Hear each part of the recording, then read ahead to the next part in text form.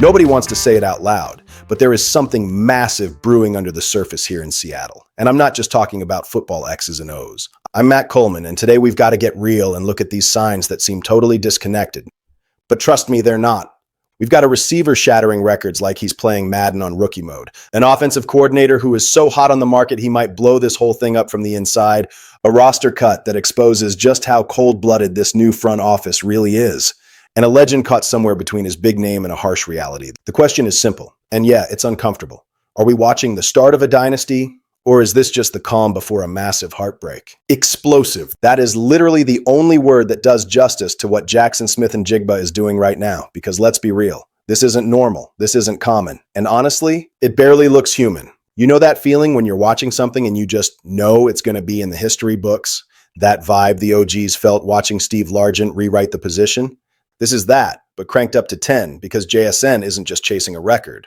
He is about to obliterate a line nobody has ever crossed in the NFL, 2,000 receiving yards. And the wildest part, he's doing it in an offense that runs the ball more than half the time. That fact alone should make every Seahawks fan pause and take a breath. The dude already smashed DK Metcalf's record with 313 yards in just 11 games, posting the third highest mark in league history at this point in the season. And he's maintaining a pace that is straight up disrespectful, 119.4 yards per game. For context, Calvin Johnson, freaking Megatron, was averaging 122.8 back in 2012 when he set the record. But guess what? JSN has 17 games to work with. You do the math.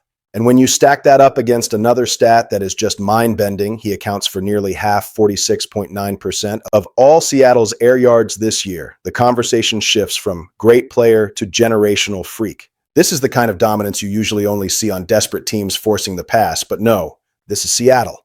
The team that loves the ground game, preaches balance, and somehow pulls big plays out of the mud in the Pacific Northwest. But wait, there's more. JSN plays with a chill that doesn't match his age. He doesn't just run routes, he paints pictures. He cuts like he's writing in calligraphy, accelerates like he's got a nitrous button, and gets open like he's manipulating time and space. That's why Brock Horde called his numbers mind-boggling. It's the perfect description. But here comes the emotional gut punch nobody wants to admit. All this magic, this explosion, this history in the making is tied directly to the system we're running right now. A system that might not last. A system run by a coach who has the entire NFL drooling. And that leaves us with the question keeping every fan awake at night. The man who unlocked JSN, is he staying or is he gone? Is this a blessing or a threat? That's the question you can't answer without stuttering when you hear the name Clint Kubiak, because the truth hurts. The same guy who turned this offense into a well-oiled machine might be the exact reason everything falls apart in a few months.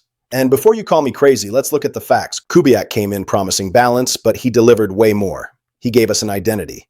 After years of coordinators who were stuck between stubbornness and confusion, he rebuilt this offense brick by brick, bringing the run game back from the dead, making Sam Darnold look logical, and most importantly, unleashing the calculated chaos that let JSN go supernova. That is why Seattle is the third highest scoring offense in the league, dropping 29.5 points a game, a massive jump from the 22.1 last year. That's not luck, folks, that's design.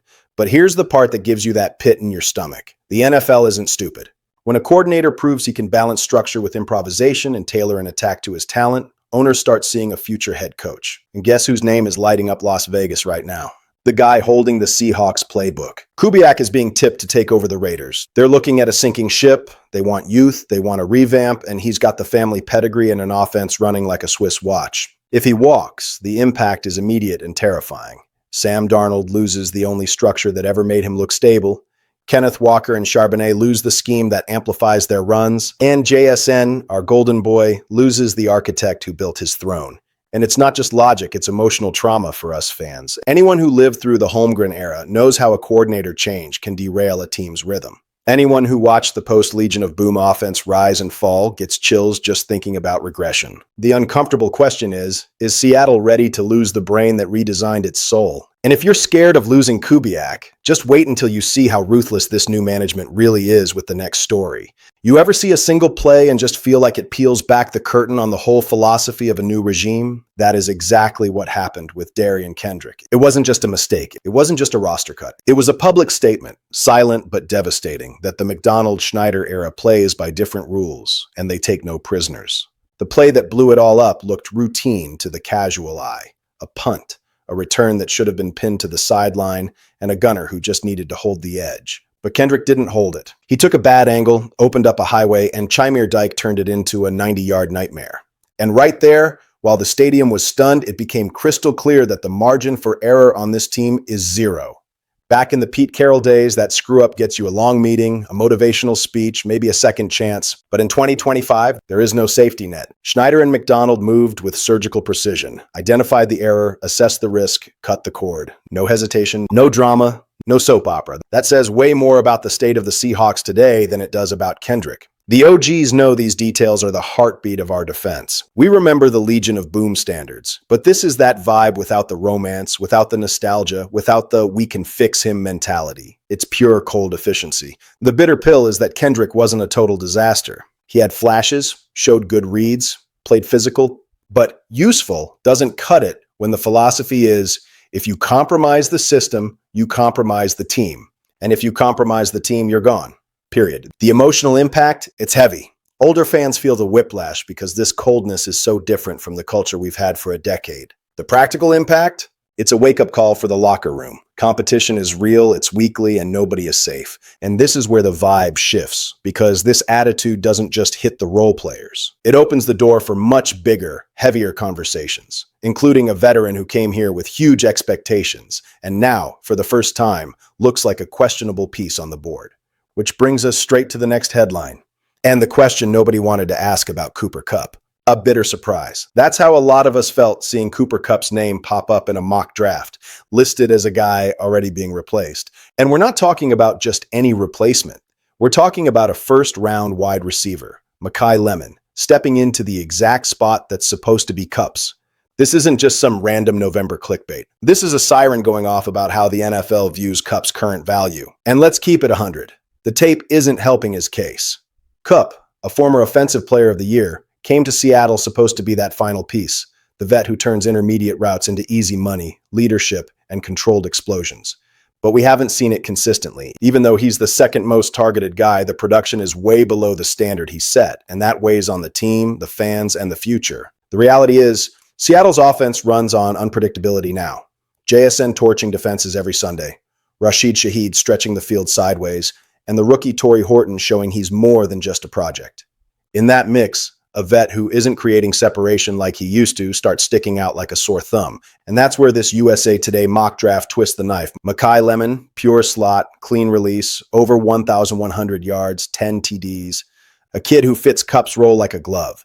The analysis is brutal but clear. Lemon would be the perfect WR2 next to JSN, punishing defenses that are obsessed with double-teaming Dalber 11. But this creates a massive headache. First off, would Seattle really drop a first-rounder on another receiver after going all in on JSN and trading for Shaheed? Second, cutting Kupp after the season eats between $12 and $13.5 million in dead cap. That is a lot of cash to swallow, especially when we have glaring holes like the mess at right guard with Anthony Bradford. But ignoring the decline? That's a mistake, too. Mike McDonald and John Schneider already proved they won't hesitate to make the hard, cold, unpopular moves. Cutting Kendrick proved it. If Kubiak walks, that proves it in another way. Now, this mock draft hints at something deeper. Seattle might be closer to a total offensive youth movement than we realize. The question is brutal. Is Kupp still part of the blueprint, or has he become a shadow of a glorious past that just doesn't fit the present? At the end of the day, the picture in Seattle is getting unsettling. At the exact same time, we're seeing flashes of individual genius and a modern offensive system. We're seeing cracks that show just how close this whole thing is to going off the rails. The team feels like it's being pulled in two directions, one pointing to a bold, creative, high-energy future, and another exposing structural weaknesses that could blow up at the worst possible moment. The truth is simple and uncomfortable. Are we building something concrete? Or just juggling pieces that could all come crashing down at once? How are you feeling about all this?